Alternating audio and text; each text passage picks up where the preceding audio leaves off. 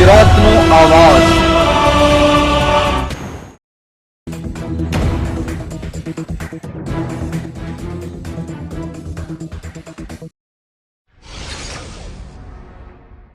ધોરાજીથી ગોંડલ સુધી દલિતની bike rally.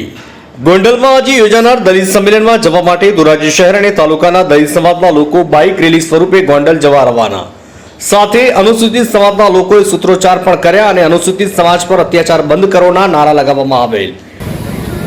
યોગેશભાઈ ભાષા સામાજિક કાર્યકર આજે જૂનાગઢથી ગોંડલ સુધી બાઇક રેલીમાં જઈ રહ્યા છીએ અને ગોંડલની અંદર દલિત અસ્મિતા સંમેલનનો કાર્યક્રમ કરવા માટે જઈ રહ્યા છીએ। આ રેલી અને સંમેલન જે જૂનાગઢ જિલ્લાના પ્રમુખ રાજુભાઈ સોલંકીના પુત્રનું અપહરણ કરી અને ઢોર માર મારવાનો બનાવ બનેલો છે એના વિરુદ્ધમાં આ રેલી અને કાર્યક્રમ છે।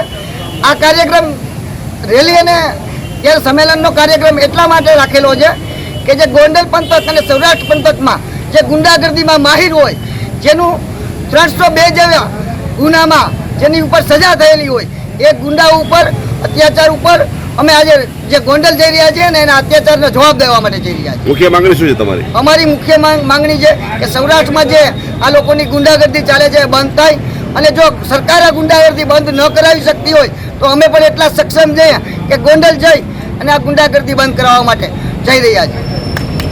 જૂનાગઢના દલિત સમાજના આગેવાન પુત્રને ગોંડલના ધારાસભ્યના પુત્ર ગણેશ જાડેજાએ માર માર્યો હતો।